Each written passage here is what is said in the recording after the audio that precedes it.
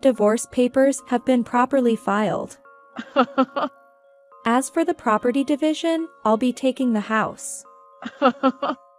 You hardly have any right to refuse. With those words, Ben left the hospital room. My pleas for him to wait, my desire to have a proper conversation, were completely ignored by Ben. This is how I was discarded. Despite suffering from a serious illness like cancer, I became lonely. But strangely, the negative emotions lingering in my heart seemed to have disappeared. Perhaps my love for Ben had completely faded at that moment. Ben, who insulted me and repeatedly acted selfishly, deserves retribution. I thought so and began to calmly strategize my revenge. My name is Wendy Morgan, a 50-year-old housewife. I live with my husband, Ben. We have no children. Since our marriage, I thought we were supporting each other as a couple. At least, that's what I believed. However, there was an irreparable rift between me and Ben. I believe that in a marriage, partners should support each other. Sometimes challenge each other like rivals, and complement each other's needs. But there was no such supportive relationship between us. Is dinner not ready yet? Hey, hurry up, I'm in trouble here. Ben, who had a day off from his ordinary job, stuck his head out of the room and demanded dinner as soon as I returned home from an errand. There are no breaks in being a housewife. If you neglect household duties even for a day, it affects our life. However, Ben, who works at an ordinary company, has holidays. But he only uses them for himself. Even though we've been married for 30 years, Ben never offered a helping hand. No matter how busy I was for various reasons. A housewife's job is just housework. As a working person, it's normal to work hard without slacking off. Ben seemed to perceive a housewife's job this way and never allowed me to rest, even if I was ill. There were days when I was so sick with a cold that I could hardly get up. Even in such painful situations, Ben would rush into my room at the usual time, demanding, "Make my meal." He never showed any intention to care for me when I was sick. Moreover, he would go out alone, saying, "I have plans to meet friends." He'd drink with his friends until late at night and return home completely drunk. I thought marriage was about supporting each other. But it seems Ben and I had very different understandings of it. In the early days of our marriage, I tried to bridge this gap, but no matter how much I talked, Ben insisted he was right, saying, "Don't complain, you're just a housewife." My love for him had long since faded. I didn't expect him to support me in everything, but I'm human too and have hard days. A kind word would have been nice in those times. But Ben never accepted such thoughts. As I realized this, the distance between me and Ben gradually grew. Before I knew it, I no longer felt like confronting him, and facing him became a burden. Our marriage became utterly joyless and meaningless. I understood this better than anyone. It was then that I felt something wrong with my health. I've always been prone to illness, but this time it felt clearly different. I contacted my father, who took me to the hospital. There, I was diagnosed with cancer. Fortunately, it was detected early, and the doctor said I could start treatment immediately. Wanting to begin as soon as possible, I asked my father to bring only the essential items from home. And I quickly went through the hospital admission procedures. That day, I couldn't meet Ben because of his work, so I sent him a simple message saying, "Cancer has been found. I'm being hospitalized immediately for treatment." Honestly, the thought of cancer and its difficult treatment filled me with worry about the future. During these anxious moments, the image of Ben came to my mind. I thought my love for Ben had completely faded. But somewhere deep in my heart, I might have harbored a desire to face him properly and continue our life together as a couple. even though Ben had always been cold and never showed any concern for me. Now that I was so weakened, he might worry and say, "Hey, are you okay?" He might even offer me some warm words. I would have been satisfied with just one visit from him. I wanted to see his face, even if only for a moment. I wondered if he was struggling with meals and housework in my absence. I felt sorry for not being able to do the household chores I always took for granted. However, even after several days in the hospital, Ben did not visit me. He had read the message I sent before being hospitalized. Moreover, he didn't send any message of concern, not even a simple reply like, "Got it." His reaction seemed as if he didn't care about me at all.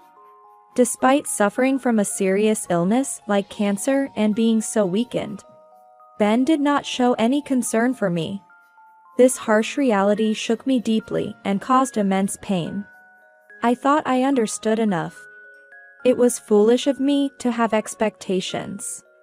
But is it so wrong to wish for concern from a husband when one is physically and mentally weak? Is it such an unreasonable desire? I never intended to be a burden to Ben. I just wanted him to care about me, to offer a kind word, just once. Even such a small wish was denied to me. I decided to stop expecting anything from Ben. With this renewed mindset, I fought for my life in treatment. As expected, the battle with the illness was excruciating, filled with enduring pain and suffering. The side effects of the medication undeniably broke down my body. And I spent many sleepless nights in severe discomfort. I often thought of giving up treatment, letting my deteriorating body take its course, and ending my life. But every time I felt this way, the encouraging words from my parents, "You're doing great. It will surely get better," helped me forcefully revive my weakened spirit and survive until today. Then, on a day when I was feeling particularly unwell, lying in bed and blankly staring at the ceiling, the door to my room suddenly opened. It wasn't the day for my parents to visit. Wondering who it was, I looked and saw Ben standing there. Had he finally come to visit me, concerned about my condition? Looking at my emaciated face with hollow cheeks, would he come to dislike me even more?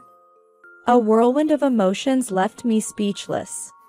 Without any concern for my state, Ben sat on a chair next to the bed, stared at me, and laughed. "So this is how bad one can look with cancer, huh? You don't even look like a woman anymore." His words made me feel as if the blood had drained from my face. These were words that should never be said to someone fighting cancer. I didn't want him to say anything more. Unaware of my feelings, Ben continued with even more hurtful words. "Ever since you've been hospitalized and not at home, every day has been like heaven. The house is a mess, but I don't even have to go back there. Life is so comfortable without you." His heartless words reopened my wounds. Why must I be subjected to such cruel words? Why is there not a single word of concern from him? Although I wanted to vehemently criticize Ben, my weakened body couldn't move as I wished. And all I could do was silently accept his brutal words. I looked at Ben with a vacant gaze. Noticing my stare, he laughed condescendingly. Then, suddenly saying, "Oh, yeah, by the way," he uttered unbelievable words. "Oh, yeah, by the way, I've already filed the divorce papers. I'll be taking the house as the property division. You hardly have any right to refuse." The moment I heard those words, my vision blurred and twisted. "Did you file the divorce papers without even consulting me? Why?" As I was at a loss for words, Ben continued to speak. "I've really fallen for someone.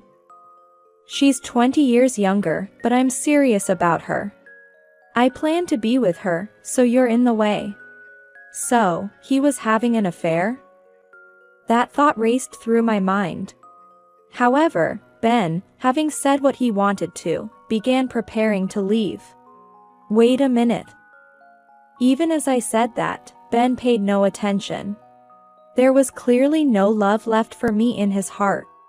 The realization was so painful, I felt like it didn't matter anymore. I see. Understood. As I said this, Ben left the hospital room with a pleased laugh. After that, I endured my treatment with even more determination than before. Despite the hardships, I focused my will, resolved to completely cure my cancer and regain my health. 2 days passed like this. It might sound short, but for me, unable to sleep properly at night, those 2 days felt very long. I wondered if the divorce Ben mentioned really happened, or if he had said it just to unnerve me. The uncertainty was unbearable, but somehow, I managed to continue my treatment. In fact, I had a trump card to completely bring down Ben. Even Ben, who seemed almost inhuman, would be thrown into chaos once he realized it. If panicked, he would surely try to contact me in some way. While waiting with this thought, Ben's call came in. Thinking it improper to answer in the hospital room, I pretended not to notice. But Ben persistently kept calling. Even on silent mode, the continuous calls were too annoying. I'm in the hospital room and it's inconvenient to have my phone ringing, so please don't call. After sending this message, the calls finally stopped. But then came texts like, "Please let me talk to you, just once, please.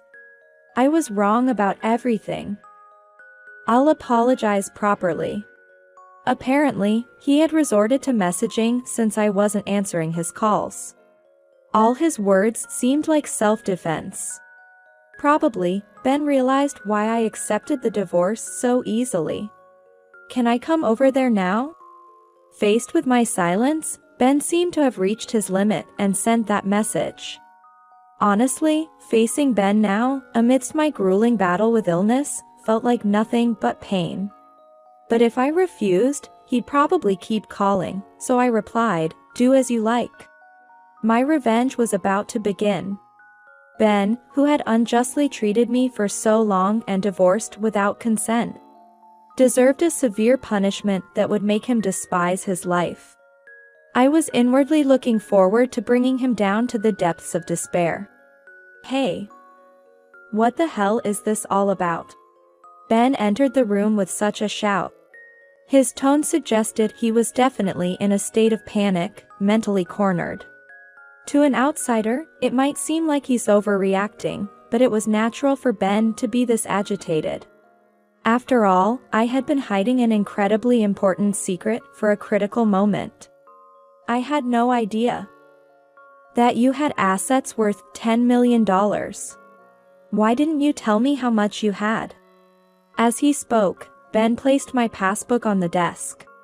The passbook clearly showed a deposit of over $10 million. "Eh? I never mentioned it because you never asked. How could I imagine a housewife like you having so much money? If I knew you had this much money, I wouldn't have divorced. That's not my problem. It's Ben's fault for divorcing me without proper confirmation. Stop with the pointless excuses." "But how did you manage to acquire such a huge fortune, despite his domineering behavior and divorcing me without my consent?" Ben couldn't stop his selfish remarks when he found out I had assets over $10 million. "Why didn't you tell me? I wouldn't have divorced you if I knew." I decided to reveal the truth to the selfish Ben. "The truth is, I accumulated this fortune over $10 million through investments I started to fill my spare time. It was my parents who suggested, 'Why don't you try investing?' Our family life was comfortable even on Ben's salary alone. But I wanted to contribute to our finances in some way. My father, knowledgeable about investments, immediately taught me diligently when I expressed interest. Thanks to my father's guidance, I started with the hope of making even a small profit and continued investing steadily.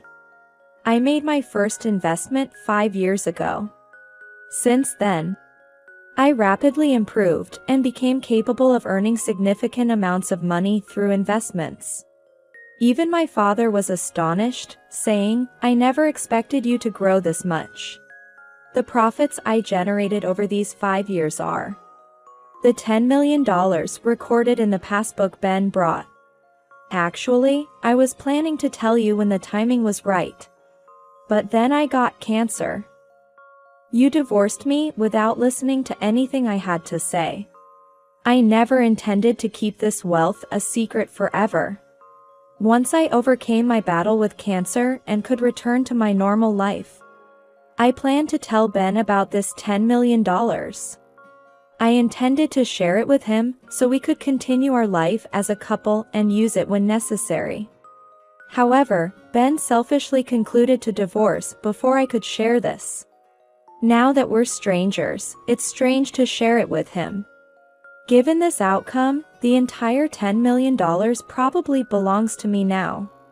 Hearing my story, Ben, with a flushed face, began shouting, "If I knew you had this much money, I wouldn't have divorced you. It's your fault for keeping it a secret. So pay me $10 million in the property division. You need to atone for the sin of keeping secrets from your husband." Whether he was panicking over the reality of such a vast fortune, or frustrated that he couldn't get his hands on it, Ben started saying the unthinkable. "Since we're already divorced, no matter what, it's impossible to give him this $10 million. Still, Ben, seeing but unable to reach the $10 million right before him, started saying things that couldn't happen in reality, and I unintentionally laughed. To this, Ben yelled at me, "What are you laughing at? Stop belittling me. I've always been annoyed by your attitude. I never thought you'd be so cunning to have such a fortune as a wife. A wife's assets belong to her husband. You have to give me this $10 million. What? A wife's assets belong to her husband? I never intended to keep this secret forever. I was planning to tell you, but you divorced me first. Stop making excuses. It's all your fault for keeping secrets." Without any recollection of making excuses, Ben became more enraged with each word I spoke, blaming and berating me. Honestly, his shouting was too much for my head, still recovering from illness, and I couldn't bear it. I knew it was pointless to continue talking with Ben, who wouldn't accept my words and would surely try to make me the villain. Once I realized it was futile to continue this discussion with Ben, who refused to listen, I quickly ended it. Enough is enough. You divorced me of your own accord, right? Who filed the divorce papers without my consent? I always thought your behavior was terrible, but I never imagined you could be so cruel. To think a person could feel this much frustration. Now, my heart was filled not with the pain of battling cancer, but with resentment towards Ben. He should have realized that shouting this loudly would affect my weakened body. But more than that, I couldn't suppress my anger towards this selfish person who sat arrogantly beside my bed, accusing me with words born from his self-centered thoughts. Do you know what I thought when I found out I had cancer? I thought maybe this would make Ben worry about me a little, be kinder to me, and reconsider his feelings. But instead, you didn't even come to visit me in the hospital. When you finally showed up, you told me you had filed for divorce without my consent and that you would take the house. How can you be so selfish and then come here criticizing me for having a substantial asset? I've said it many times, I never intended to keep it a secret forever. I was planning to find the right time to tell you. You destroyed that chance with your own hands. I had never blamed Ben this much before. I had always forgiven Ben's selfish behavior, thinking we were a couple and should support each other. I never scolded or reprimanded him, always enduring for his sake. But the reason I could endure and keep going was because I had love for Ben. I truly loved him. But now, I don't have any love left for him. All I feel is an uncontrollable anger and disbelief towards Ben, who only speaks selfishly. How can someone be so self-centered? What kind of upbringing leads to such a lack of empathy? After all, a person who indulges in an affair and divorces without consent can't possibly have serious thoughts. I was too stunned to speak, realizing it was futile to harbor any doubts. Please, my girlfriend found out you have $10 million. And says she'll divorce me if I don't get it from you. If I don't get this money, I'll be all alone. You still love me, right? Don't you want to help the person you love? So, Ben's mistress also knows about my $10 million fortune. He must have carelessly told her. From Ben's story, it seems his mistress is also quite obsessed with money. Birds of a feather flock together, I guess. As much as Ben and his mistress seem to be a match, I couldn't care less about him. No matter how much suffering comes his way, it has nothing to do with me anymore. Please. I'll do anything. Just give me the $10 million. Otherwise, I'll suffer. Please, help me. I had never seen Ben so desperate. And his expression seemed so ridiculous that I couldn't help but laugh. At the same time, I felt disappointed and miserable, realizing he had never been this desperate about anything related to me. The more we talked, the colder my feelings for Ben became. I realized that talking to him anymore was pointless. No more dealing with this rotten man could possibly lead to my happiness. I felt foolish for suffering and hoping during my illness that he might come and speak kindly to me one day. Oblivious to my feelings, Ben continued to plead, please. I'm begging you. Help me. But I couldn't bear to hear his words any longer. Please leave now. As I said this, Ben started to plead with a look of desperation. Even that was noisy and unpleasant to me. I pressed the nurse call button. I explained the situation and asked the nurse to get rid of Ben. A security guard came and forcibly removed him from the room. Please listen to me. I need you. He shouted until the moment he was thrown out, but I no longer accepted any of his words. Afterwards, he visited the hospital many times. But the nurses, knowing the situation, never let him near my room again. According to a friend, Ben, unable to get the $10 million, disappointed his mistress and was promptly divorced, now left alone. As for me, I continued to confront my cancer with determination, and finally recovered and was discharged. The relief of overcoming my difficult battle with cancer and the newfound energy I felt were more precious than anything. Now, I'm living a peaceful and relaxed life, gradually using the assets I grew through investments.